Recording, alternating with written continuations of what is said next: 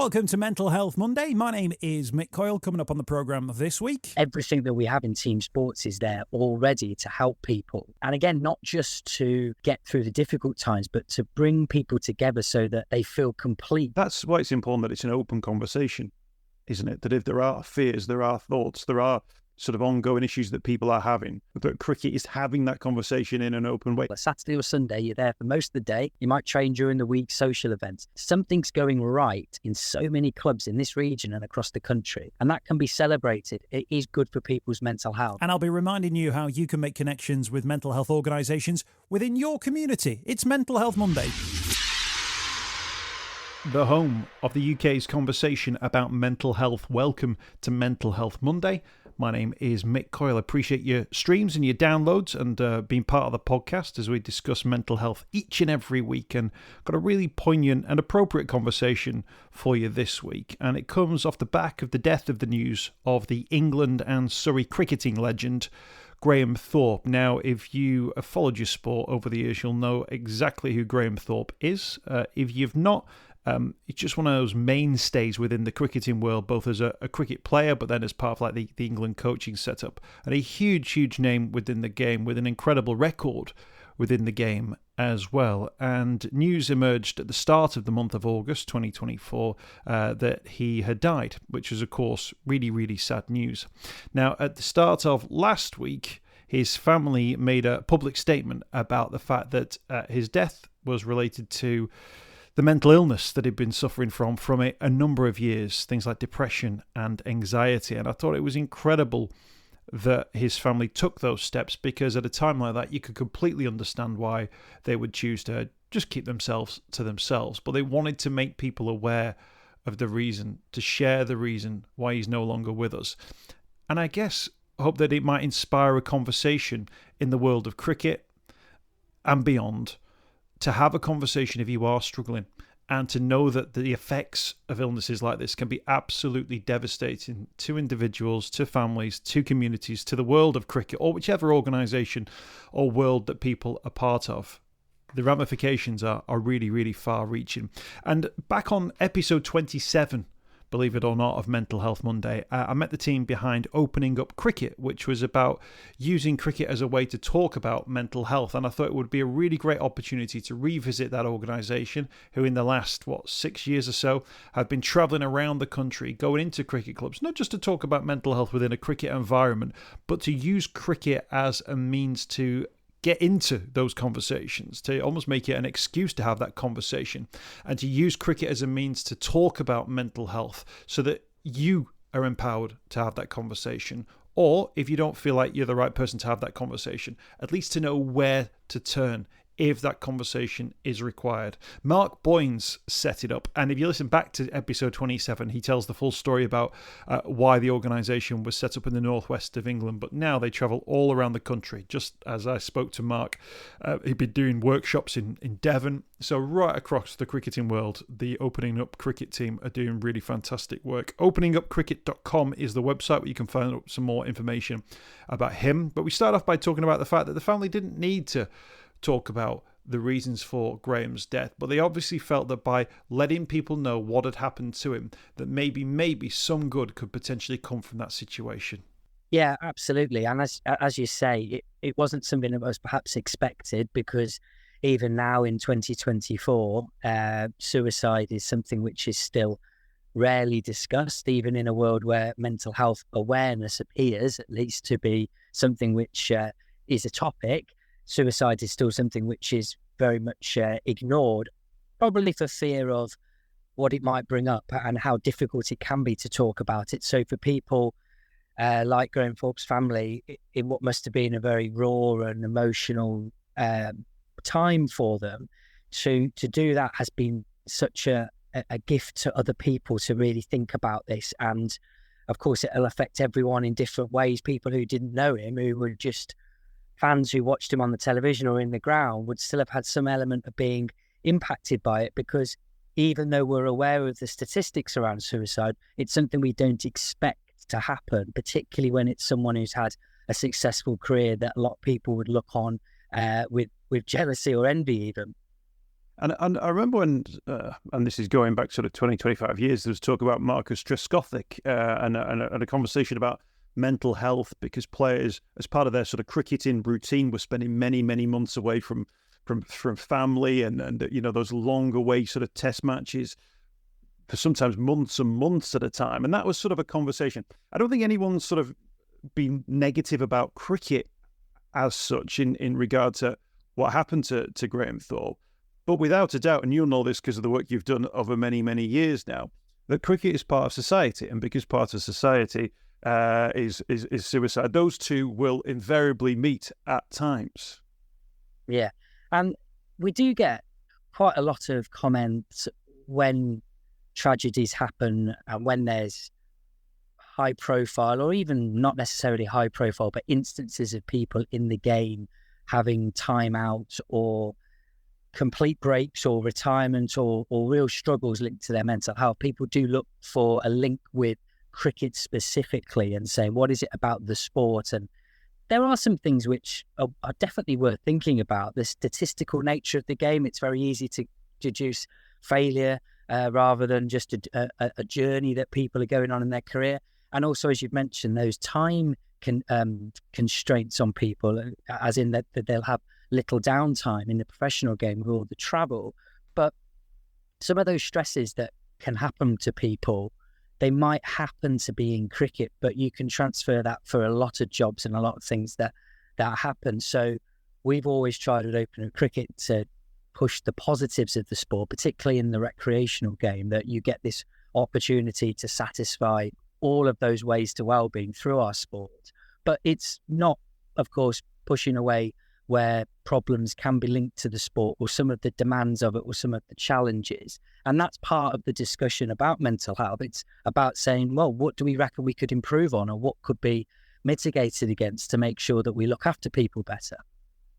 That's why it's important that it's an open conversation, isn't it? That if there are fears, there are thoughts, there are sort of ongoing issues that people are having, that cricket is having that conversation in an open way, in a way that maybe a sport like rugby league has done in the last 10 to 15 years. Yeah. Well, in fact, as I was saying earlier, Mick, I'm in Devon at the moment, and I was chatting with people last night and said rugby league has just led the way on this for so long. And I always tend to mention it when I'm in parts of the country where it's not so traditional rugby league areas. But they got it, these people I was chatting with yesterday. I was explaining the State of Mind campaign, things that are done in Super League. And in a sport where you might imagine that there'd be a macho barrier to people talking about how they feel, they've got through that in a lot of ways. I'm sure there's still challenges there. But if it can happen there, I think every other sport or walk of life or area where people come together can do something to do what effectively is so simple sounding but can be difficult, and is get people more comfortable with talking about how they feel. And that doesn't just have to be the struggles, it can be the good stuff. And that's one end of mental health, the joy and the satisfaction we get from sport and sharing that with people, as well as when we need support and where to get it and what people can do in the short term for their friends before they might direct them toward somewhere that can professionally help.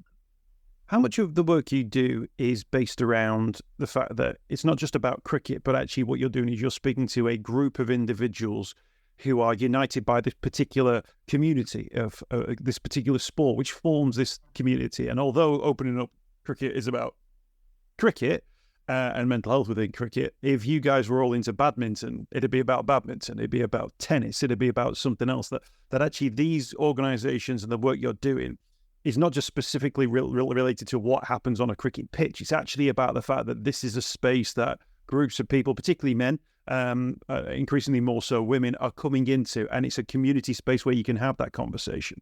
Yeah, absolutely. The community is the absolute key. And like I mentioned a couple of moments ago, the ways to wellbeing, the 5 of them: connect, be active, keep learning, give, and take notice. Well, the one which stands out always is connect. The fact that everything that we have in team sports is there already to help people.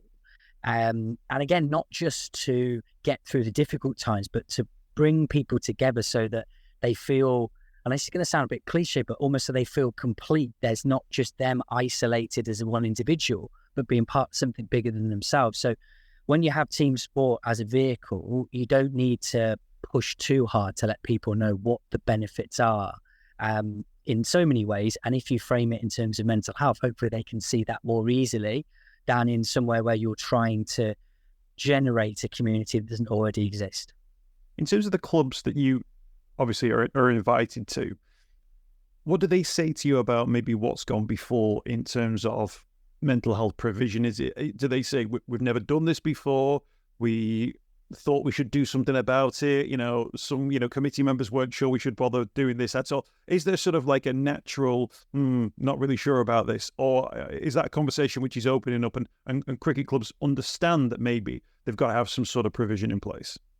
Yeah, I think it has developed over the years that it's now a lot more clubs getting in touch for their own reasons rather than them responding to effectively a cold call or some kind of contact. And I'd say that their motivation for doing it usually falls into a couple of categories. One would be they have this general understanding that might have been prompted by sport or something else in their life where they think, look, this is something we can do to really benefit our members. They're looking at it proactively and saying, yeah, what could we do that makes the most of what we've got and helps us look after people who, in cricket, of course, we end up spending a lot of time with. And then on the other side, it does tend to be where something may have happened and they feel that they need to do something to respond to it. It could have been players having stopped playing because of their health, and something else that might be going on elsewhere in their community where they feel they've just been they noticed that it's important. Or we still, of course, regrettably get ones where someone has been lost in their club and to suicide, and they want to do something to, I guess, look after the members who are left behind and try and prevent something like that happening in the future. Can I ask you about sort of headed into a weekend of fixtures, for instance, that we've got coming? Without a doubt, every single player in every single team will know about the Graham Thorpe story. Some will bring it up, others won't bring it up. Without a doubt, though, that it'll be on everybody's mind in some way, shape, or form. What's the appropriate thing, do you think, for a club to do in a circumstance like that, where you say, look, this big thing has happened, this terrible thing has occurred, and we're aware that this has happened within, the cricketing world, and it's shaken the cricketing world to a certain extent. What's an appropriate response, do you think, for clubs heading into a fixture weekend? Well, first and foremost, I think having the ability to talk about it is probably the main thing. Now, it's easy unless someone's present at a post-mortem to speculate about very specific things. People can get caught up in that or start to hypothesize about what led to it in the short and long term. And of course, that sort of happens with people. But I think in general, from a club's perspective, whether they want to actively encourage it by referring to it and asking people how they think this applies to them, what their feelings are in relation to it. And it could be something that there's people's reflections on, what a wonderful player he was, the great memories that he gave people, and the sadness that someone has died in that way, but also what it might mean for them as a club. Even a discussion about how the professional game is so different to the recreational game. And, in some ways, thankfully, we don't have the pressures that have existed in that. But also just, I think probably the most important one, and one I'll try and have wherever I am this weekend, is thinking about what do we think if that's our teammate, a former teammate that we had, someone that we used to play with, and we get the news that they've died in that way. What would we want to do to try and prevent that, or to try and let other people know that we take it seriously? So someone speaking out in a club to say what happened with Graham Thorpe just is so tragic, and what can we do to make people know that we're there for them? And again, like I said before, it's not about trying to work out exactly what happened with Graham and things like that, but just to say in a general way, this has reminded us of the prevalence of death by suicide and how 12 men a day die in the UK, and what can we do to think about how that could affect someone at our club. And just those discussions, they're not formatted in a certain way. very loose, but maybe encouraging people to have that space to talk about it and what it means to them. And in terms of putting something in place, which is maybe a little bit more structured, bringing in an outside organisation, you guys are not really outside because you're very, very much based within the cricket world. But what would like an opening up session be like for maybe clubs who are a little bit uncertain as to whether or not people would engage with it? How do you fit that into sort of a regular sort of cricket club? Yeah, well, typically we'll come at the end of a training session, so players are already there, and there's perhaps members at the club who aren't players as well. And typically we'll do about half an hour on 3 themes, and then if possible throughout that or after have some discussion, because really the overarching theme is that we want people to talk. So it's great if I can come in and talk a bit from my experience and what we know at Open Up Cricket, but really it's about the people in the club then taking it forward. And the 3 themes that we look at are how we use mental skills in cricket and how they transfer into the rest of our lives. So the bonus of playing cricket for your mental health. Also the middle bit, perhaps the most important, looking out for our teammates and some lessons that people have learned for good or for bad across the world of the sport. And then the signpost into what we actually can do to make sure that we're doing the right thing for someone if we do know that they're not quite right and they need some help, which can often be the off-putting thing for people. They maybe don't want to get into a conversation because they're worried they've got to fix it or do something about it. But when someone's physically injured, we don't expect to treat them. We might get them off the field to make sure they're safe, but then get them towards someone who can help, who knows what they're doing. And we try and apply that parallel to the mental side of it. No, fantastic stuff. We'll put a link to openingupcricket.com on the podcast notes. And can I ask you, Mark, I mean, people can go back now to episode 27, believe it or not, of Mental Health Monday for when we first met, and you were talking about things being very much in their formative state. Can I ask you, though, just on a personal level, when the family made the statement about Graham's death, and obviously people can go and hear the reasons why Open Up Cricket was sort of set up, was there a moment for you there where you were taken back to when you got the news about the teammate that you lost? Yeah. It's inevitable, I guess, simply because of that parallel of it being something in cricket related to suicide. I read it and I was struck by a couple of things. One, there's a quote from the family saying they're really, I can't quote it directly, but to paraphrase, they're saying they're really glad that they can remember him for what he was before the illness took over, and thinking about him as a whole person rather than just the way he died. And that really touched me to think about, for all the people I've spoken to over the years who've lost someone to suicide, it's so easy for people to just characterize that person by how they died rather than thinking about all of the lovely memories before that. So that really touched me. And also there was an article on ESPN Cricinfo where the headline was that, again, words to the effect that Graham Thorpe would never know how much he was loved by people.